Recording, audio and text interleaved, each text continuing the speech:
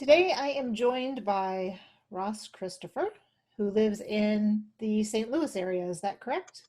Yeah, we're in St. Louis. Yeah, and he's a multi-instrumentalist and one of the newer artists on the Heart Dance Records label. So thank you for joining me today. Thank you for having me. And it looks like you're in your studio.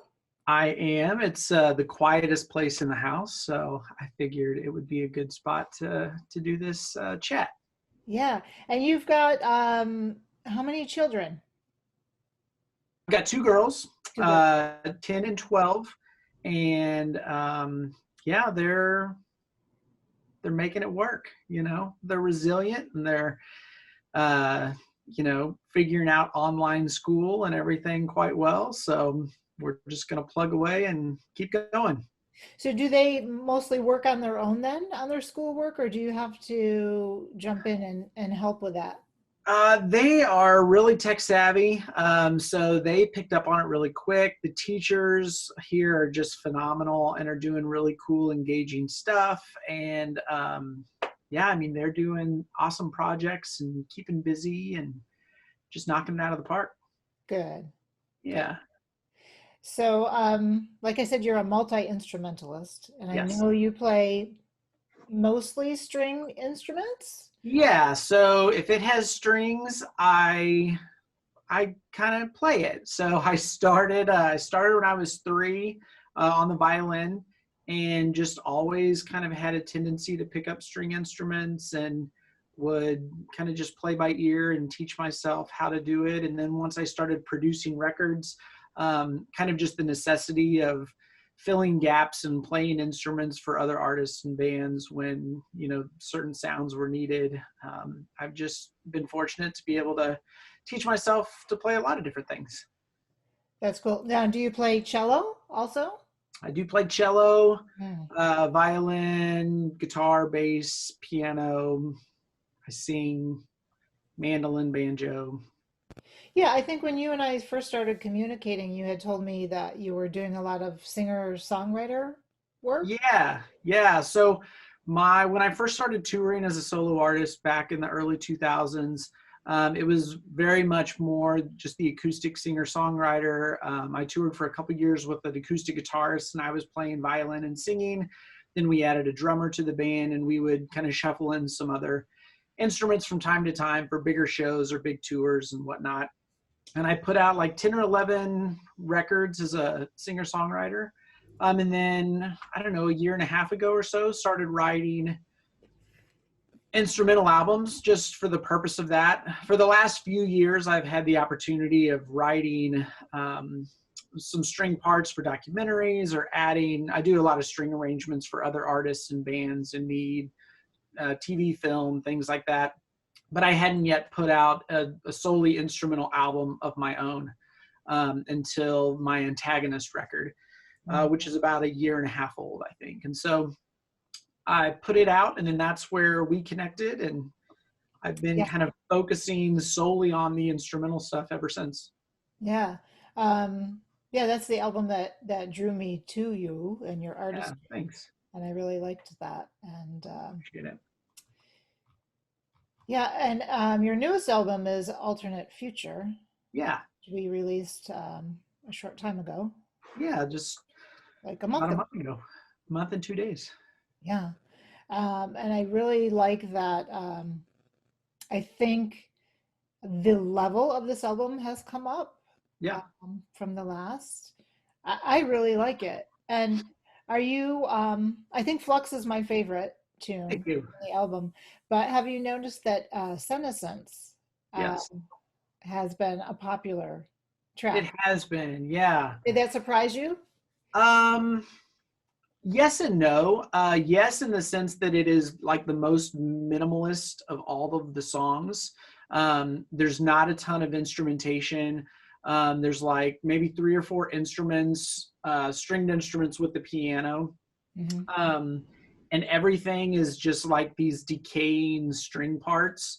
That's really simple. But it is my favorite song on the record. And so I'm excited to see other people kind of latching on to that song. And I think I don't know, there's something really beautiful about the minimal approach I took to that song. Mm-hmm. But yeah, so that's been encouraging and exciting, but it is surprising. I thought songs like Flux that are a little bit more driving or have a little bit more going on, maybe a little bit more pop sensibility to it, would be the ones. And it's getting a lot of love too, but Senescence is up there. Yeah. And I've learned that myself over the years in recording, that sometimes less is more. Absolutely. Yeah. So that's important. Yeah, And giving the music space and allowing it to breathe. Um, for sure. so yeah. Um, so which instruments did you play on this? You said it was more. On that particular song. Mhm. So that song I think has 2 cellos and 1 or 2 violins, and then I created this really reverberant, decaying delay piano that kind of sets kind of the bedrock for it. And then, there's 1 cello line that comes in and decays, and then a harmony line comes in, and then a couple violins. And it just follows these little 2 or 3 note patterns that kind of morph throughout the entire song. But yeah, it's pretty sparse. It's beautiful. Do you have any influences for the style of music? Are there other composers Oh my artists gosh. you're listening to? Absolutely. I mean, I just love soundtracks. I grew up, listening to, having played the violin since I was 3. I was very much into, just the whole classical music scene all the way through college. But definitely towards the end of college, or I guess midway through college, I felt like doing the classical thing. I felt like sort of like a cover artist, really. I was playing other people's stuff, and I really wanted to just experiment and do my own things. And up to that point, I had electrified my violin, and I was experimenting with effects processors and doing kind of stuff. So I sort of had that in me since, I don't know, middle school or high school. But grew up on stuff like Sound of Music and Seven Brides for Seven Brothers and Les Miserables, and got to go to a lot of theater as a kid. So just that musical kind of vibe has always been a part of me. When I watch movies, a great movie, I feel like the soundtrack almost becomes a character or a storyteller in the movie. And so that's really what I was trying to do, since I was departing from lyrics, is to try to do that. So when I think of, great composers that I love listening to, instrumental, I like Johnny Greenwood from Radiohead, I think is just brilliant. The There Will Be Blood soundtrack comes to mind. It's just like that movie would be something totally different if it wasn't that soundtrack in there. I don't know, Atticus Ross and Trent Reznor's stuff that they put out, I think is pretty brilliant. I really like the music by Hammock. There's just so much out there. I don't know, it's an entire world. And if you're not into that world, give it a chance, because it's beautiful and it's soothing. And yeah, there's so much good stuff. Yeah. Now, you mentioned using processors Sure. and different pedals. Have you ever done looping? I do, yes. So I am a loop artist. It's probably been, oh gosh, 12 to 15 years since I toured with a full band. So since then, I have been touring as a loop artist. And so I've got a huge pedal board, and I loop all my guitar through it, and then my violin, and I create this very like orchestral indie rock sound when I do the songwriter stuff. But even when I go out and do instrumental stuff, I'm able to create all sorts of layers, and I have like an octave pedal that turns my violin into just this lush cello sound and different reverbs and delays. And yeah, you can turn 30-second clip into a 8.5-minute loop. That's kind of cool. Yeah. Have you ever listened to Hans Christian? Yeah. Yeah. He does some looping, and I saw him perform a couple years ago, and it was just mesmerizing was Yeah. the word that Yeah. came to mind. Yeah. Just watching and listening to it developed. and Right. decay and Yeah. Yeah, so it's been fun, like touring and being on the road as a loop artist. I definitely missed like the camaraderie of having a band and kind of just that grit and intensity of playing with a rock band with the drummer and stuff like that. But I did notice just from like a sales and a person to person, fan to artist standpoint, there was a whole lot more conversation, because even though loop pedals have been around for quite a while now, so many people are like, so are you like playing to recording, how's this work? They're just really interested in it. right. And you'll see people like scoot up to the front of the stage and like they're watching my feet to see like how all this interplay is happening and stuff. So it is cool. It's a good conversation starter. Yeah. Yeah, I agree. So you're doing a show tonight live on Facebook. I am. So I had a show booked here in St. Louis at a really awesome place called Rockwell, and obviously everything is shut down. So I thought, I have a great studio and I have really cool gear, and so we're going to do a Facebook Live event. It's going to start tonight at 8 o'clock Central Standard, and I've got I think 6 or 7 songs, and we'll chat and do stuff like that. It'll be my first Facebook Live event, so crossing my fingers that all the technical stuff works out. And like, I think it's going to be weird, to like not have that instant gratification of seeing people and reacting to people. Yeah. But it'll be fun. It'll be, there'll be some violin stuff, but it's going to be a lot more acoustic guitar and singing and stuff tonight. But there will be some looping going on, and Good. It'll be fun. Good. Because I want to tune in and watch that happen. Please do. Yeah. So what else do you have on the horizon now On the that horizon. Well, I really thought with like being stuck in isolation, I was going to be bored to tears. But I find myself plugging away in the studio, and then I'll look up and it's like 6:30 at night, and I'm like, oh my gosh, where did the day go? So I don't know, there's been a spark of creativity, and sometimes I think like disruptions in life can help create, those sparks and inspiration. So I definitely have been inspired to write. I've been doing some instrumental stuff, but I've actually been writing a number of, songwriter tunes as well. And so, I don't know, it's just, it's made me, sorry. wow.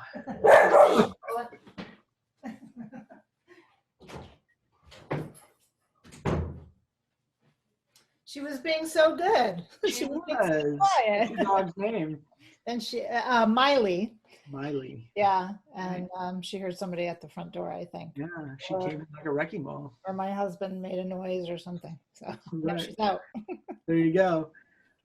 So I don't know. I just think kind of those disruptions are always good for creativity. And so I've been writing a lot, and, I'm always working with other artists and songwriters and bands and whatnot. So it's interesting with, what the internet allows us to do. It's really made the world flat in the sense that we can work with anybody, anytime, anywhere. So, any artists out there needing violin, cello, orchestral work done, they can reach out to me, and I do all that, and quick turnaround and get them their stuff. So your music that you've been writing lately, would you say it's more upbeat and uplifting, or it's a little bit darker because of our current situation? I think so. My last record was very dark. It was in the run up to the election, and I just saw the nastiness of what the country was becoming. And that's partly why I decided to go into instrumental music, just to kind of get away from the lyrical things, to explore emotions, sans lyrics. This music is actually really hopeful. It's really beautiful, very melodic. Still some minor key stuff and, slower, but it's very hopeful and just beautiful, kind of longing music, if that makes sense. Like just to be with people and experience life together again, kind of mood. Yeah, I'm finding I'm really missing that connection with people. Yeah. Yeah. And it was fine for the first couple of weeks, but now it feels like it's starting to get old. Yeah. And I'm ready for life to go back to somewhat of a normal routine. But I'm not sure we will ever. Yeah. do things the same way. Hmm. Oh, I hope we don't. I hope we learn a lot through this. I guess my biggest, not really fear or worry, is just that we're just going to go back to normal and just think like the best was still behind us. But I hope that we really do learn some things about sustainability and the economy and what is essential, and people that are essential, and that, when we find ourselves in a crisis, all of a sudden universal health care is something that, oh, we all should have. And maybe if we're going to be like the most advanced and wealthiest nation in the world, we could say, maybe that's a right. And when our communities are healthy, they're better. We're more productive. We learn more. We produce more at work. I don't know, just things like that. I've had a lot of friends that are like, man, have you ever noticed the stars are so bright now? And I've seen pictures of like the canals in Venice and Yeah. different places where like life is coming back. Just, and this was like in the first couple of weeks of Right. the shelter in place. And I'm just thinking, there's a lesson to be learned here. Could we possibly move to like 4-day work weeks and remote, remote work sites, and schedule it, and traffic flows would be lessened across the board? And like, when you build a building, we don't need parking spots for 5,000 people because we can be smart about it, because we know that technology works. And Right. I don't know. So that's my hope. Yeah, I do. I see that coming too, where more people are just going to work from Yeah. home. Uh, Yeah. we don't need the large buildings, and Yeah. businesses will save money because they don't have all the overhead costs. Sure. Yeah. Uh, and yeah, that was amazing to see like the dolphins swimming in the canals No. in Venice. I know, it was crazy. So my family was in Venice last summer. We were in Italy for most of June, and I had no idea those canals were like that, because when you're there, like, I mean, it's unbelievable traffic. Like, you see the pictures and it Yeah, seems really picturesque. You would have to really work to get one of those type of pictures, because it is just like hustling and bustling, just crazy, and the disruptions in the water and stuff. And it was so peaceful and beautiful, and like, that was not the Venice we experienced at all. yeah. My Uh, husband and I were there maybe 7 years ago, I think. yeah. Yeah, it's a busy, busy place. Oh my gosh, such a wild city. I loved it. It was a great trip. Yeah. Where else did you go when you were over there? Okay, let's see. We flew into Rome. We did a few days there. Then we went to Florence, then Venice. Then we went to Naples and did like just a day in like Pompeii area. Mhm. And then we spent last a week, maybe a few days more in the Amalfi Coast in Yeah, Positano. that So sounds similar uh, to what we did. So, yeah. yeah, great trip. We took the kids. It was awesome. What was your favorite place in Italy? Well, so I have to caveat it. I don't think you can compare the Amalfi Coast to the rest, because it's like we were on the beach at a bed and breakfast, and it was just like kick back, soak up the water. We Right. were out in the Mediterranean every day. So that's like on a whole nother level. But I really loved Florence. I thought Florence was such a cool city. And even the girls, my wife and the girls, we were like, we'd like to go back and spend more. I think we spent 3 or 4 days in Florence, but I'd like to go back and do like a week or two Yeah. in Florence. It was so cool. Yeah. That's my favorite place. Out Yeah. of all the places I've been, that's the first place I would go back to again, Yeah. is Florence. I just Cool. loved it. That's awesome. I just loved sitting at the restaurants and watching people in the squares. Yeah. And uh, Yeah. so it breaks my heart to see, what's going on over there with the Right. virus, and just to see these pictures, well, all over the world, pictures with nobody on the street, Right. nobody. Yeah. It's wild. So sad. It's just really Hmm. sad. But hopefully, we get through this very soon. And Yeah.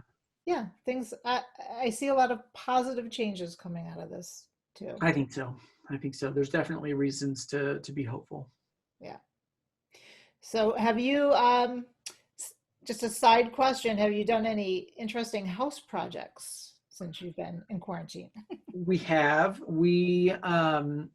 Well, my kids have been cooking a lot. They love my youngest daughter. She wants to be a chef, and she's always kind of been the cook.